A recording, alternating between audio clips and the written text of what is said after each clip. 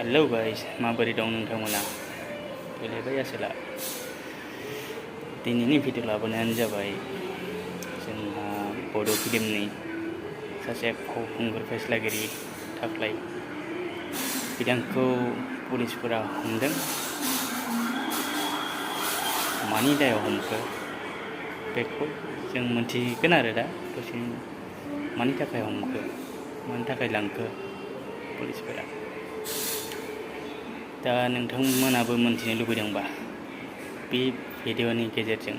ससे क्लिप्स नुनो मोनगोन आरो बेजों नोंथांमोना मोनथिगोन आरो दा भिडिअखौ जोबजासे नायबानो जाबाय नोंथांमोना ना मा बुङो नायलांगोन दा नायलाङोबा होनोसै आं नायदो আজি কোকৰাঝাৰৰ পুলিচে প্ৰজিত নাৰ্জাৰী এলাইছ বাদল allies থাকলাই Kokrajhar PS case number 501/2022 আজি প্ৰডিউচ কৰিছে আৰু 5 দিনৰ ৰিমাণ্ড বিচাৰিছিল যিমান সম্ভৱ জাজে 2 দিনৰ ৰিমাণ্ডটো এলাউ কৰিছে পুলিচ ৰিমাণ্ড কেছ নাম্বাৰটো Kokrajhar PS case number 501/22 under section 363 IPC আকৌ এডেড সেকশন আছে 371 ক্লজ 1 ক্লজ 4